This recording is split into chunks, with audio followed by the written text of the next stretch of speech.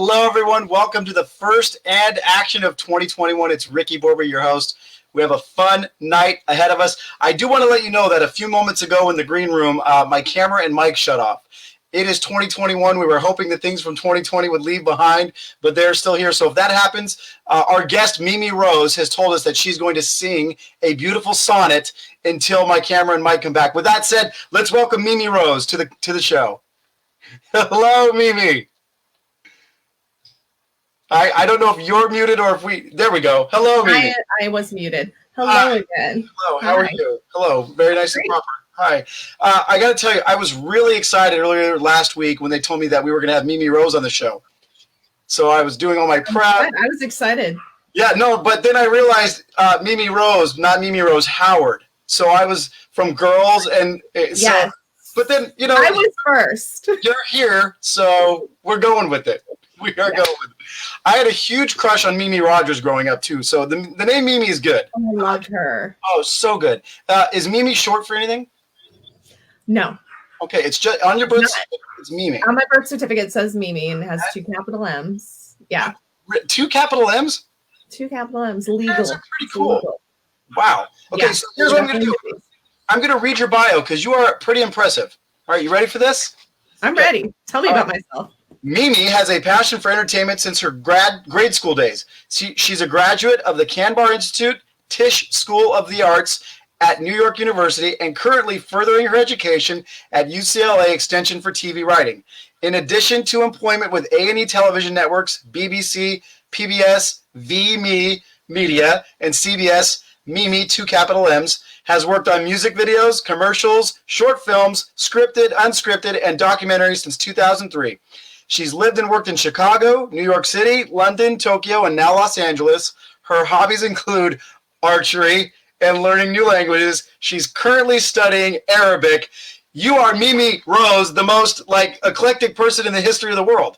It's amazing. Yeah. I'm very eclectic. That's a great word for me. Eccentric and eclectic. Oh, you know what? This is going to go very well. This is going to go great. I'm excited. How's Arabic? Let's talk about Arabic for a minute because I have never in my life met someone who speaks Arabic nor studying Arabic compared to learning English. It's hard, but it's simple and more simple or simplified in different ways. The alphabet is a lot shorter. Okay. So learning the symbols is nice and easy. They only have a certain amount of sounds, and then they only have 3 vowels. So 3 vowels. And U. Yeah, and then there's an accent, basically mark, like a different type of accent mark next to the symbol that determines if there's a vowel. Okay, so typically, someone will say, "I want to learn Spanish because there's a lot of Spanish people in life or French." Do you have a lot of Arabic people in your life, or what was the reasoning behind wanting to learn Arabic? So I have studied French, Italian, and Japanese. Okay. And my partner has studied Spanish and German, and we wanted to learn a new language over the quarantine. And I've always had a fascination with ancient Egypt. Okay. And so the only one that we found at this one school that was basically something we hadn't both learned was Arabic. And, what a great secret language to have. We can write notes to each other and nobody's going to know what it is. It's backwards. So that's our new secret way to talk about everybody right in front of them. So here's the one thing I remember about Egypt from grade school. Mm-hmm. Mesopotamia. That's it. That's all I got.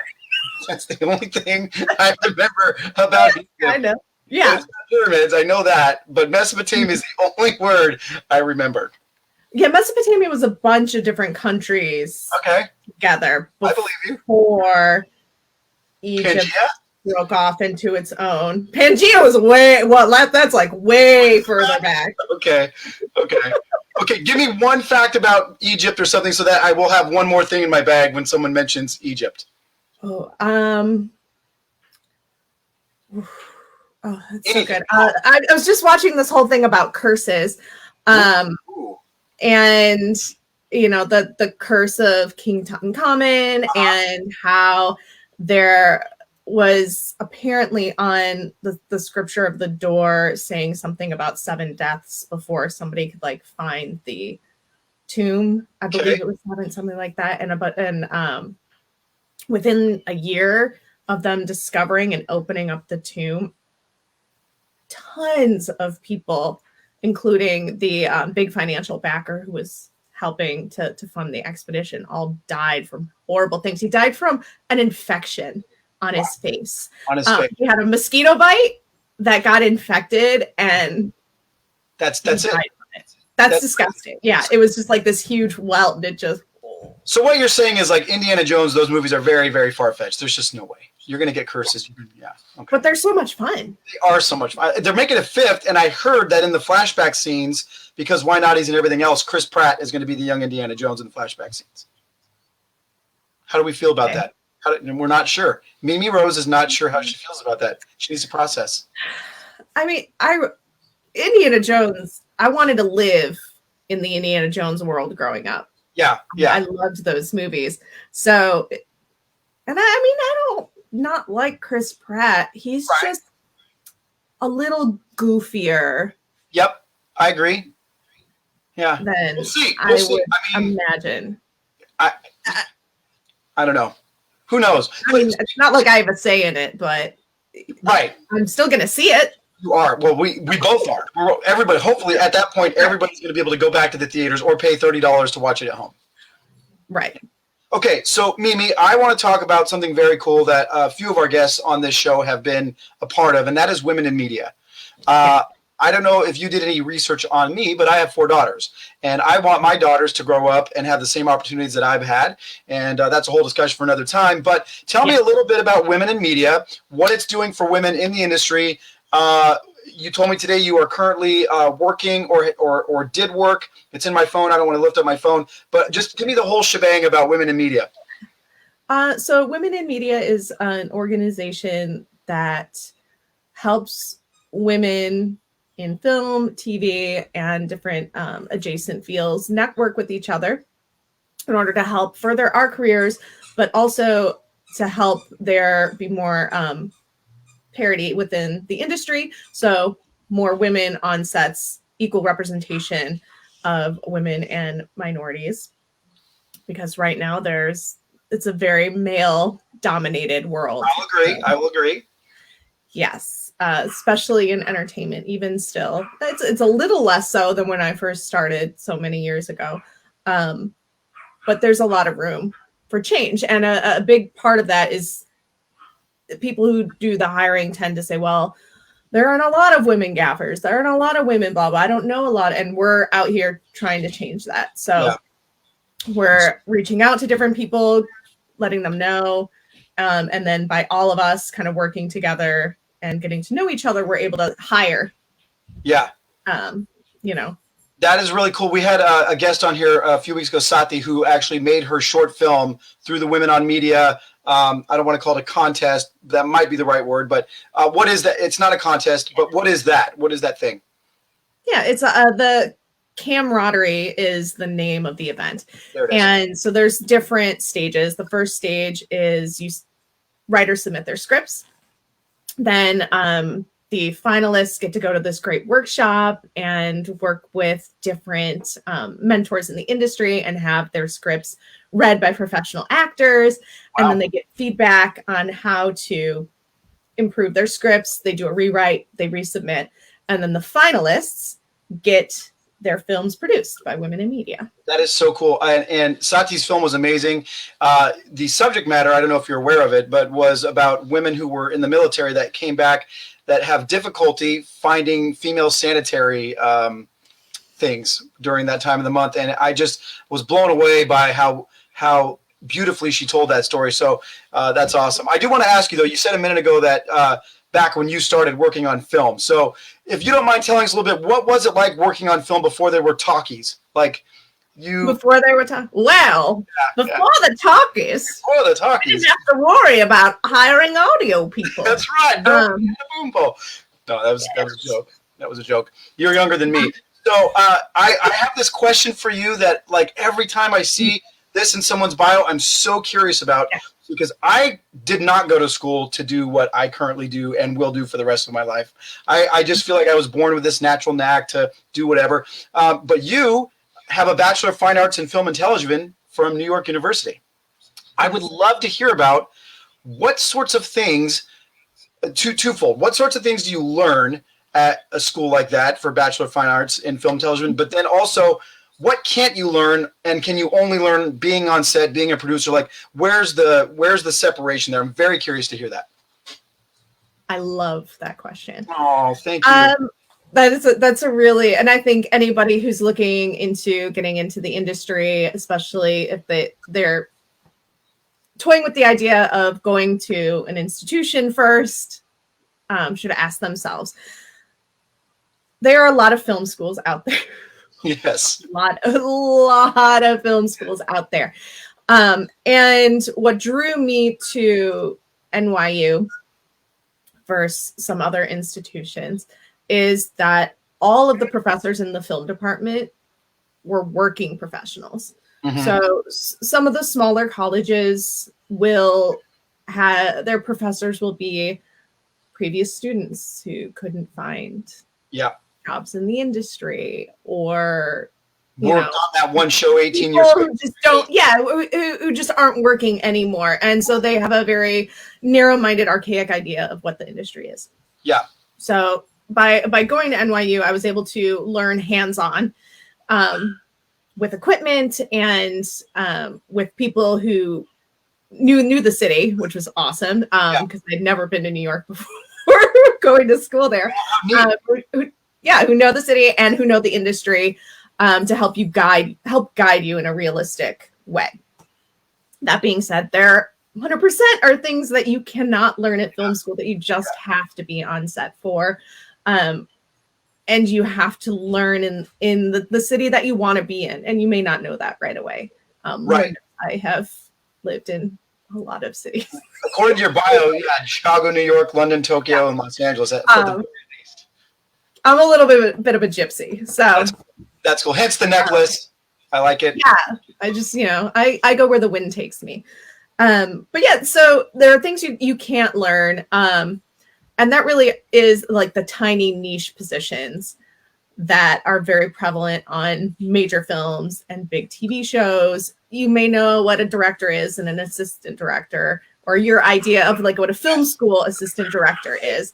Yeah. But there's first ADs, second ADs, there's the beyond the producer, there's a whole production office. Yeah. That helps with the production. And then there is the studio that you have to answer to. Yeah. And knowing that there are those many roles, I think in advance kind of would be more helpful to people to figure out what track they need to be on. It's a little different in New York than in LA. It's a little, you set your sight on one job in LA. I want to be a line producer, and there is a clear path. Okay. You take, very clear steps to get there. Yeah. You have to have one job before the other, and then you get there and you're there, and that's it. That's it. But I didn't know line producers. It's crazy to me, but people want to be a line producer. Good for them. Yeah, they do. God bless all of them. I can't. There's no way. That is a hard job. So here's the opposite. So because I didn't go to school and I directed my first film 2 years ago, and then last year, I have this fear, and it's irrational. I'll admit it's irrational, that somebody's going to come up and be like, "What are you doing? Like, what, or how are you even?" So the thing for me is like, what would I have learned at school? Okay, maybe I would have learned a few more technical terms, but I will say this, because you're a producer, a lot of what you do is we're going to get into everything else you do too. But a lot of what producers do and directors do is dealing with talent, and that means dealing with egos and dealing with personalities and knowing how to finesse that. So my degree, oddly enough, is in pastoral ministries and counseling. So on film sets, guess what I'm doing? I'm counseling, I'm pastoring, I'm making sure you like you, and even though you guys don't like each other over here, offset, you need to like. So those kinds of things I don't think you can learn in film school. Maybe they have a class on, but that for me, on the two films I've worked on and the other smaller things, the biggest thing that I've noticed is egos and people and personalities and how to balance that. So could you say anything to that? I mean, life skills, that's part of growing up. And part of being a human is learning how to communicate with people. Yeah. And I had a theater director who said this really great in high school. Theater is a collaborative art form, and so is film. It's a collaborative art form, and in order to collaborate, you need to be able to communicate clearly. Yes. Because time is money. Yes. I think communicate is a new word that you just invented for communicate clearly. So just communicate. Communicate. Just, everybody needs to communicate. Put that on your resumes. We just invented a word on and action. By the way, if you have questions for MiMi, go ahead and start submitting them on our Facebook page. We will take audience questions in a little bit. One of the things, you're very cool all around, but one of the things I think is really cool is the Groundlings. You happen to be a part of the Groundlings. Let me read off a few alum of the Groundlings, okay? Okay. Okay. J.J. Abrams, who obviously, as you can see by these Star Wars things behind me, I'm a little bit of a fan. Love J.J. My shirt.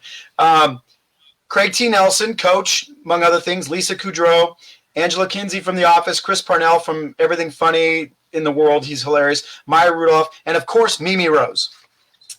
We're the cream of the crop here. So my first question is, I have a bunch of questions about the Groundlings. Who were you there with that may have been notable now that we might know of that maybe you were there at the same time with? I don't think I was actually there with anybody that is that's big yet. Yes. There were pre-pandemic, there were a bunch of different improv schools of theater here in LA. Yeah. And some iOS shut down and UCB just closed their big theater. So Groundlings is really the only one holding on right now, which is kind of sad. But I didn't go through the whole entire program because it just it clicked for me, and then you're like, that was good. Yeah. But I do all of their workshops and stuff. Okay. Me. That part of their program is more worth it to me because it really depends on who your instructor is. It's all I totally agree. Your experience changes every time. Yeah. And I like consistency. Yeah, no, it's me too. Kind of like a film with a director. Depends. The film's going to turn out depending on the director. You're going to turn out right. Depending. Yeah. So, okay. Having said that, what sorts of things do the Groundlings focus on that they're able to constantly churn out such high talent? What kind of narrow it down a little bit? What separates them from the rest of the pack? They're character based. Okay. So they want you to know your character inside and out. You learn how to physicalize your character, vocalize your character, think like your character, and then you're given scenarios based on these characters that you've built the entire class, and you have to commit 200% each time. To your performance. Sometimes your performances are with other people, sometimes they're not. But the objective is to do these different improv courses so that you can do their writing courses. Is it always comedic based there? Mostly, yeah. Mostly, okay. So when you talk about diving into the character, are you talking method, living that character, or is it a little less deep than method? It's definitely a method-y. Yeah. Kind of, but yeah, it's less. I don't want to say less deep. It's more lighthearted. Okay, that's fair. If you want to say, because they're basing it off of shows, so you're learning how to write sketch shows, things to make people laugh. Yeah. Without going for the cheap shots, the right. poop and pee jokes and things like that. Right. It's like an elevated comedic experience. Yeah. Upper echelon. So, because this show airs on TV in Northern California, and our primary audience is from Northern California, I always like to ask these kinds of questions. What advice would you give to somebody who is wanting to take that next step? How do you get accepted to Groundlings or a place like it? We're going to kind of transition and talk about networking and all that stuff in a minute, but I would love for you to talk about the dedication it takes from your personal experience to get to where you're at and where you were. So for anybody it's all about finding what works for you. And if a school doesn't work for you, that's okay. Especially down here, there are hundreds. You could walk every block and see a different comedy school or drama school or general acting school. And it's all about finding your niche, finding the people that make you feel comfortable in order to help you express what you want to express, and then build on that and grow. I think that's brilliant because for whatever reason in Northern California, I've noticed, I think naively, and God bless them, but naively people think I can be this actor with all this range. I can be comedic. I can be stoic. It's really hard to be able to pull that kind of range. And so you were talking about niche. What was your niche? What did you focus on personally for you? Well, at first I thought my niche was actually drama. And then I was told by some agents in a showcase that everybody does drama. And it's actually easier to keep people in like a serious zone and, make them cry. And it's really hard to genuinely make people laugh. Okay. I like that. Once I realized I was pretty good at making people laugh, I was like, oh, comedy is my thing. Because comedy was always easy for me. Yeah. So I thought because it was easy and being funny and a goofball is easy for me. Sure. That drama is the harder thing to do, the better thing to accomplish. Although I do remember Robin Williams, one of his famous quotes, saying that the line between laughter and tears is razor thin. And I do believe that because, the films I've worked on, I've seen that transition from an actor from, just wrecked, ugly crying to being able to laugh like a moment later in the conversation. And you have to be able to pull that from within yourself. Yeah. So it's good. That's a natural thing that happens to all of us. Totally. Absolutely. Like when they told me MiMi Rose was our guest and I was like excited, then it was you, I cried, but I pulled myself out of it. Here we are. Okay. So going back to the hardships for theaters, we had Tim Busfield on as one of our early guests, 6 months ago. And he co-founded one of the theaters here in Sacramento, B Street Theater. It's an amazing theater. I don't really have a point other than to say it's really hard for theater owners right now. It's really hard. And we're losing like a whole section of society that want to focus on the arts. And I'm so ready for this pandemic to be over. And now we're going to talk about what you do on sets. But man, I feel so bad for these theater owners, these small box owners. It's so important. It's so important to get your start there. If you want to add on to that at all or not, we can. No, it is. It's very hard. And the theaters that are surviving right now are ones that diversified before the pandemic. I work with the Actors Company LA, which is a theater here. They actually have 3 theaters, but they have classes as well, in addition to voiceover classes and agents showcases. And they have a slew of film festivals all year. Yeah. So even though their 3 physical theaters are shut down, they're running classes over Zoom, and they're still getting submissions for their film festivals, even though they can't physically have the festival to screen. They're getting all those submissions in. So that's keeping them afloat, in addition to all the different grants. But unfortunately, they've had a lot of meetings with all the other theaters in the area, and a lot of them have to close their doors permanently. Because that's a theater takes up a lot of space. And that's a lot of rent, especially. A year and a half ago here in Sacramento, my business partner and I opened our theater, which is also our office. So we do, the chores out of there. But we had this theater. We had Ed Asner there, and I think 100 and something people came, and then that was it. And we just started, so we didn't. This was we were able to shift and pivot very quickly. But people where this is their bread and butter. Okay, all right. We've talked about that enough. I would love, so you are, speaking of acting and all this fun stuff, you are really talented. And I was watching your reels and listening, you do voiceover and all this stuff, but we have your acting reel and we're going to play it right now. And then I'm going to pick it apart as a director and just make you cry. Okay.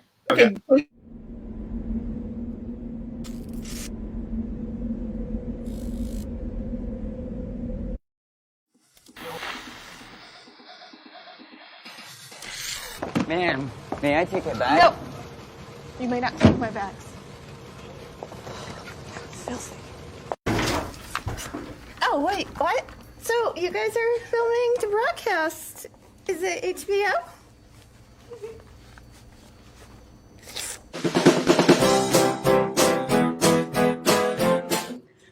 thing you need to do is put your puppy down. Mwah! We go. Woo! But now, how are we going to enjoy our beverage? Boop. And a little boop. Mmm. Tastes like virginity. With this pina colada virgin, you're guaranteed to stay a virgin.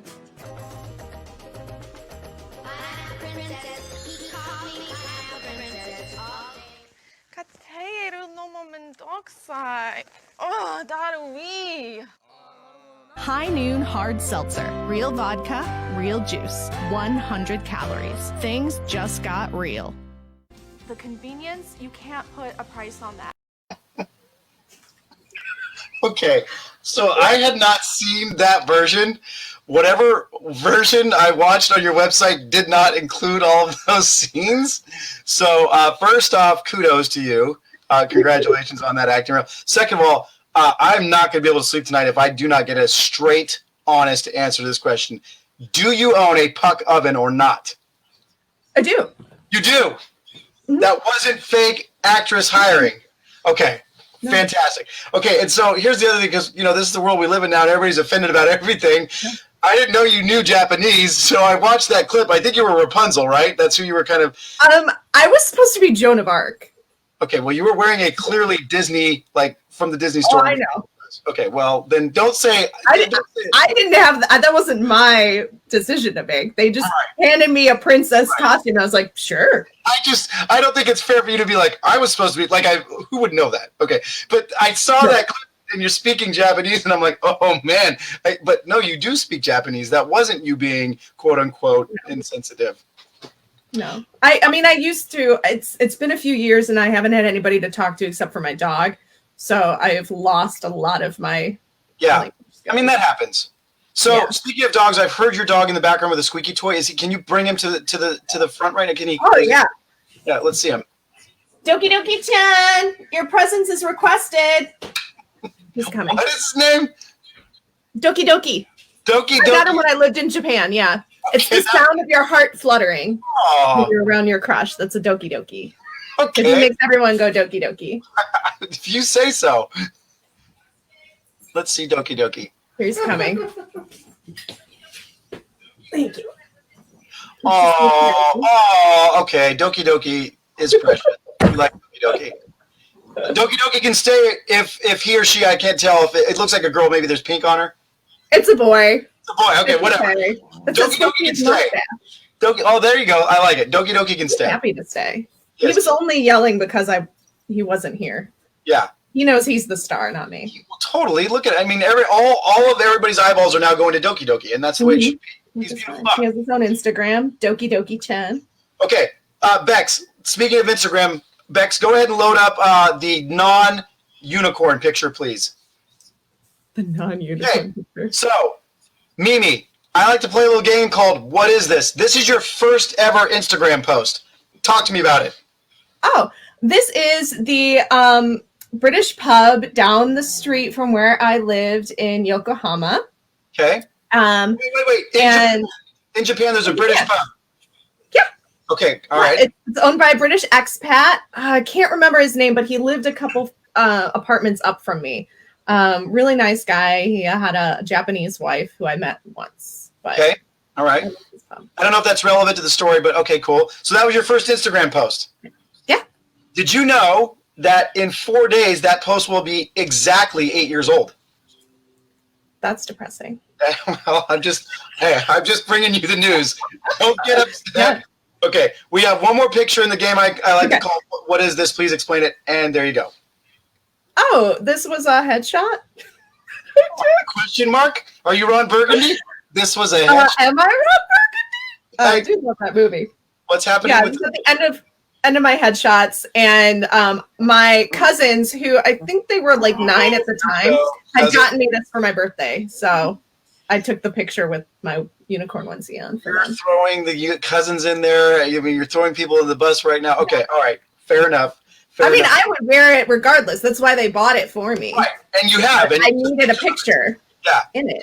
There are pictures of me on MySpace in onesies, like playing Guitar Hero in a like onesie from Target. So I will Oh, nice. we'll call that even. All right. So you're acting. You're acting. Well, did you ask a question? I'm sorry. Did you? What was that? I just said they're comfortable. It's super comfy, super comfy. Okay, so you're acting real. There is a lot of range there. There's a lot of comedy, but there's also dramedy. Because you said that guy was disgusting. What was that from? That looked like actually something I would want to watch. That looked good. Yeah, it's a Japanese film about world, like post World War II-ish Canada. Okay. There was a baseball league that was just with Japanese immigrants because they weren't allowed to play in the actual league. And so the guy I was being horrible to was one of the lead baseball players. He was really great. So Bellhop was the lead baseball player? Yeah, he was Okay, one of got the baseball players. Do you guys end up in love at the end of the movie? Like, is that what happens? No, I wish. Oh, sad. Sad. No, No, your acting reel is great. And part of what makes it great is the range that we talked about. There's a lot of stuff in there that is funny. I mean, you've got, and I think some of that stuff, if I'm tracking, it said Mimi's cocktails or Mimi's mimosas or something. Mimi's mocktails. Mocktails. This is stuff that's coming from you. So I want to transition now to talk about your writing, because you are, what can I say, first and foremost a writer? Or can I say, yeah, I mean, you really are focused on writing. It's a passion of yours. Yeah. Mm-hmm. I love to write. With 5 kids in life, it's harder. So I guess my first question would be, for the people watching, what sorts of things does Mimi Rose do to prepare herself to sit down and focus on writing? Because I think that's the hardest step. I have to have a clean workspace. Okay. So even if it's just a corner, and where my desk is actually on wheels, so I can kind of move it into the cleanest corner. Because if I look up and I'm thinking and I see something dirty, I can't. I have to then get up and clean it. I'm a little OCD like that. I'm like, I can't look at the wall over there. Keep looking to the right. I mean, is there something to the right we should see or no? No, it's just a bookcase, but everything can always be more organized. Yes. And it's part of like learning to focus, and actually putting stuff on the page is the first step. It doesn't matter what it is. You have to write in order to be a writer. I'm going to show you my desk right now. I hope you still continue the video. Okay, this is going to be. This is my cluttered. I mean, look at how disgusted you are right now. I mean, it's bad. Does your mother know about this? I don't think she does. I don't think she does, and if she did, she's going to be disappointed. So you're saying step one is clean your workspace area. Some people I know, it could look like a bomb went off, and they're just able to focus. That's me. I'm able to do that. I can't do that. Okay. So do you think that's imperative for most writers, or that's just a personal thing? No, what's imperative for most writers is that they find what works for them. What helps you love it get words out on the page that turns gibberish into gold. Like, that's the most important thing. There's no one method. I've listened to a million podcasts by a million different writers, and everybody's journey is different. Everybody's style is different. Everybody's method of getting the work done is completely different. It's just, trying it out. Somebody recommends something, you try it. If it doesn't work, try something else. And like acting, we talked about a few minutes ago, I would also add that don't write out of your genre, your niche. Like, if you're not a funny person, don't write comedy. If you're not, relationship focused, it's probably going to be hard for you to write relationships, George Lucas, if you're listening. Right. But what sorts of things do you, obviously you've written comedy, but what sorts of things do you like to write about? And then I'm curious, because sometimes for me, when I've written scripts, it's like my fingers are just doing the work. These characters are just talking. So how do you get to that point? Like, talk to me about that and how fun that is.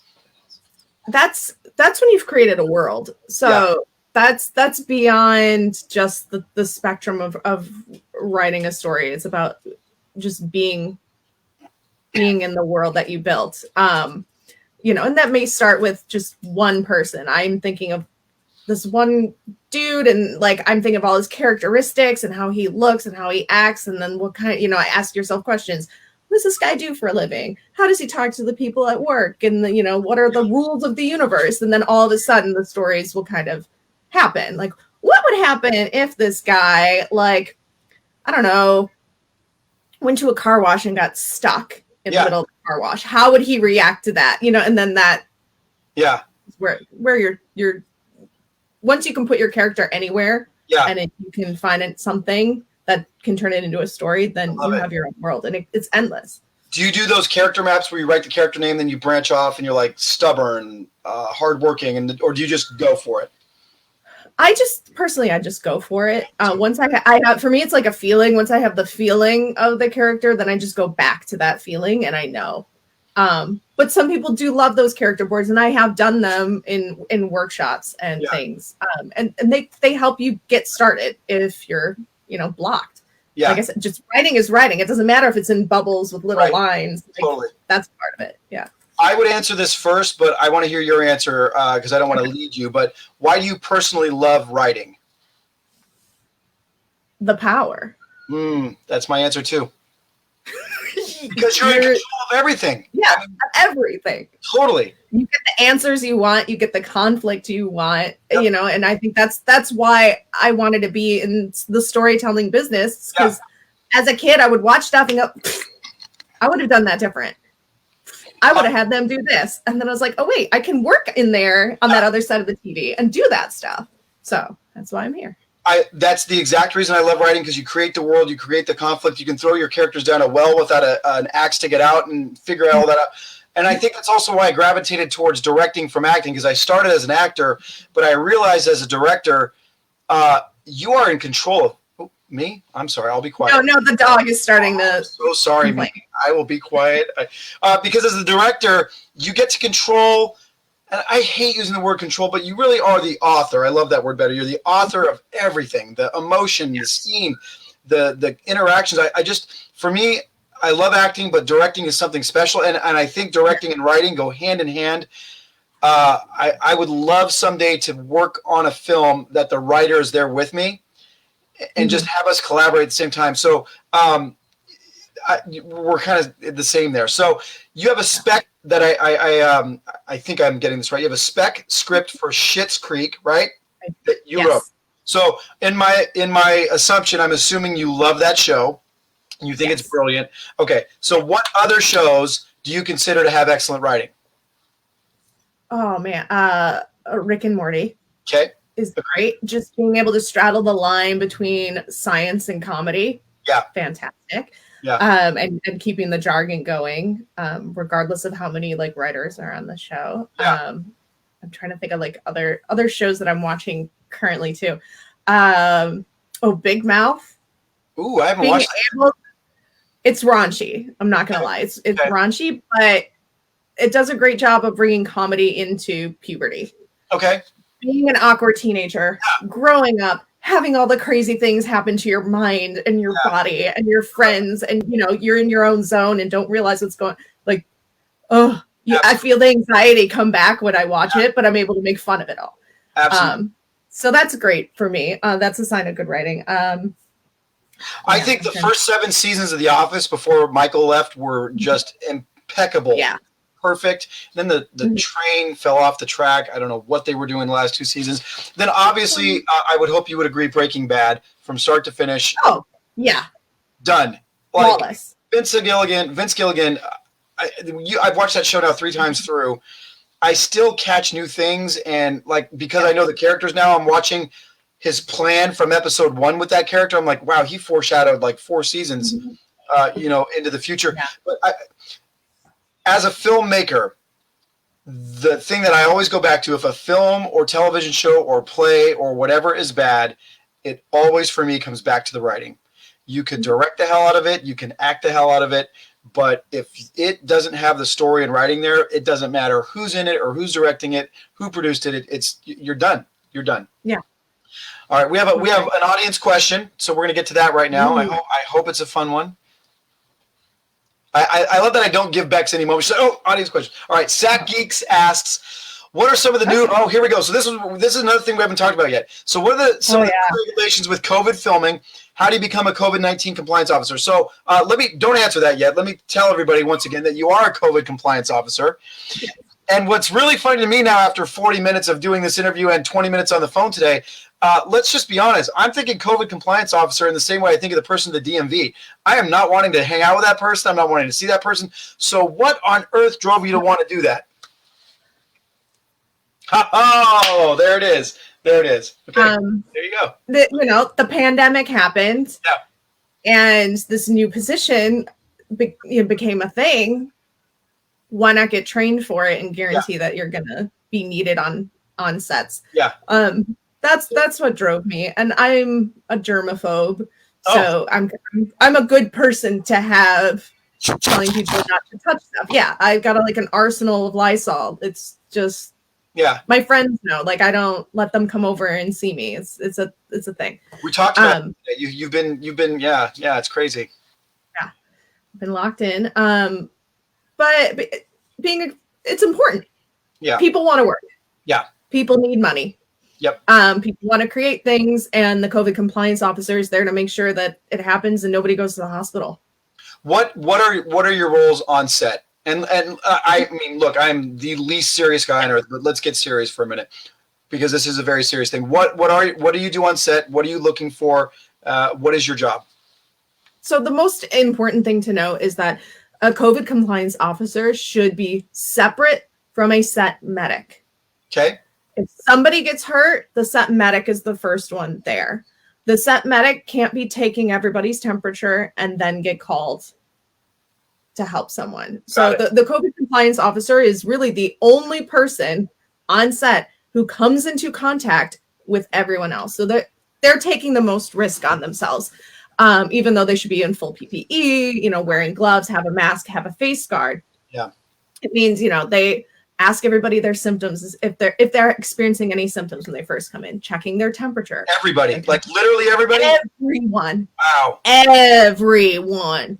We have a little spreadsheet, and then you check several times a day. You make sure that everybody has access to PPE. A lot of people like to bring their own PPE, which is great. And by PPE, I mean personal protective equipment. I was like, they bring their loans for their business with them? What is happening? Right, yeah. So gloves, masks, face shields, if that's what they want to wear, those kind of things. So making sure that's available. So if somebody's mask breaks, we're able to give it to them. Making sure there's hand sanitizer available everywhere. And that people know, don't hand something to someone.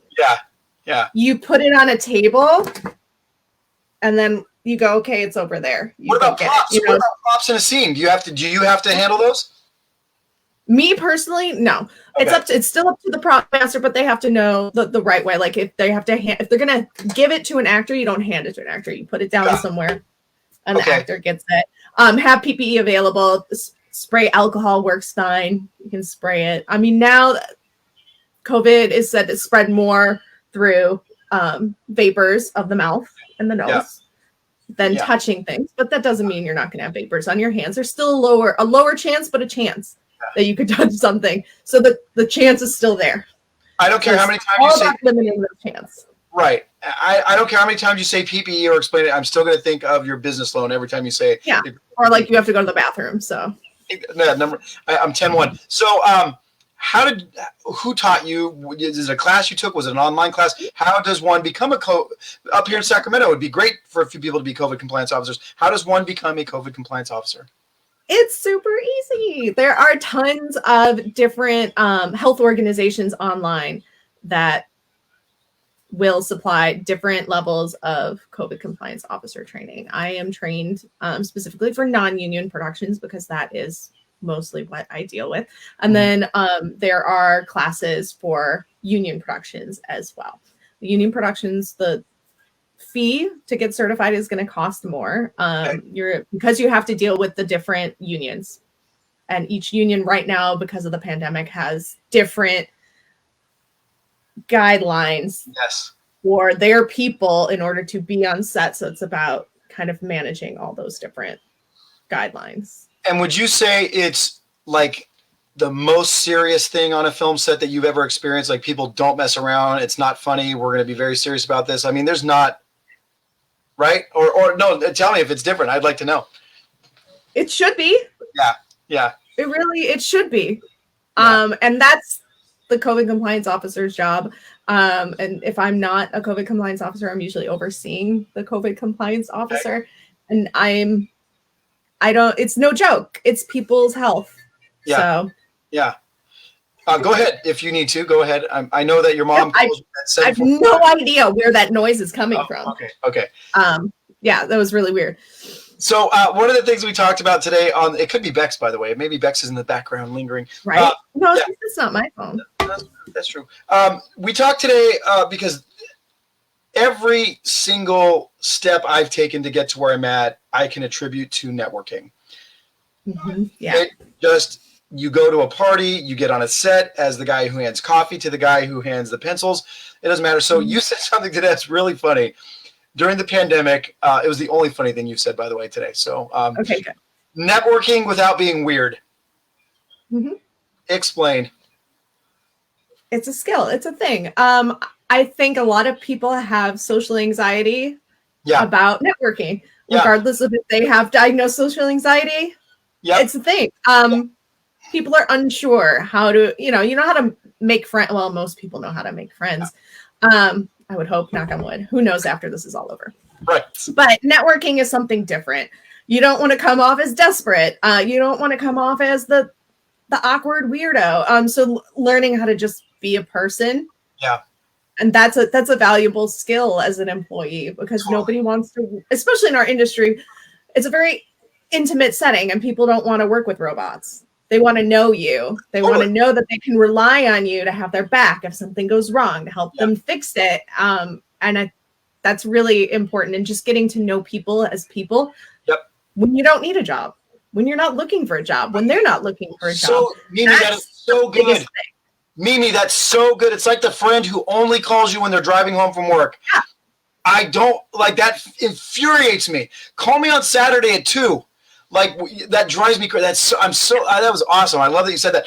I love talking about networking because it's helped me, and I think it's super important. But I also think, and I say this almost every show, I can't stress enough that along with networking, a positive attitude is going to get you so much further than any schooling or knowledge or anything else you have. Because I'll say it again, I'll say it 1,000 times. I'd rather work with a no-name actor who is super hungry, super passionate, and has a great attitude than an Oscar winner who's just doing it to get a paycheck and is phoning it in. And that goes from the actors all the way down to the PAs. So the stuff I've worked on, I have brought unless they had bad attitude, but I brought almost everyone with me because I'm appreciative of their good attitude. I'm 43. I had to start out down there too. So if you want to speak to that a little bit, but man, I can't harp on that enough. Yeah, being the best version of yourself is going to help you in your personal life as much as it is with finding a job. Yeah. And keeping a job and getting called back for more jobs from people you've already worked with, and getting called for jobs with people you haven't worked with because they were talking to somebody that you have worked with. That's right. And part of that is when you get hired on a job, talking to people. Yeah. And just since getting to know people while you're there. It's so like, I just love what you said about being their friend. Like, when it's not necessary to be their friend, it's so important. Like, there are certain people who will call and text me when I post on Facebook or on my social media. I'm like, hey, I'm working on a project. I will hear from them. But guess what? I won't hear from them at all anytime else. Right. And it's so, okay. All right. We're not going to be negative. We are talking about the pandemic. So what sorts of things do you think, because you are like in the thick of it? I'm a director, so I'm on a job, then I'm off a job for a long time, but you're like in the thick of it. What sorts of things do you think are going to stick when the pandemic's over? Like, you talked today about virtual coffee. I think it's brilliant. Like, we don't need to go physically meet 45 minutes away to have a 20, let's Zoom. But what sorts of things do you think are going to stick on a film set and off a film set after this is all over? Yeah. I think a lot of the paperless technology that has become a lot more popular because of the pandemic is going to stick around, which is great for the environment, but it also means that people can work remotely, especially in pre-production. There are a bunch of different apps and like computer programs that you can edit scripts and send notes to each other instantly. And that's going to be the future, rather than having physical production offices. There may still be production office, but it's going to be a lot smaller. A lot more people are going to be working remotely. And I think a lot more work is going to get done because of that. Yeah, I totally agree. I think, what is the phrase? Necessity is the mother of all invention. I think that's how that goes. And we've necessitated so many things right now that are hard because of what we're going through. But when this is over, it's going to change the scope of film. It's going to change the scope of auditions and everything else. And I'm kind of excited about it because maybe you're going to hear from an actor or an actress. I know people self-tape from all over the world, but before it was I was just saying there was kind of a stigma about it. Like, oh, they're self-taping. They can't bother to show up here. Well, not anymore. That's going to kind of go away. You're like, wow, that person in Maine did a great job. Let's fly him out here and have him. I'm really, really, really excited for that.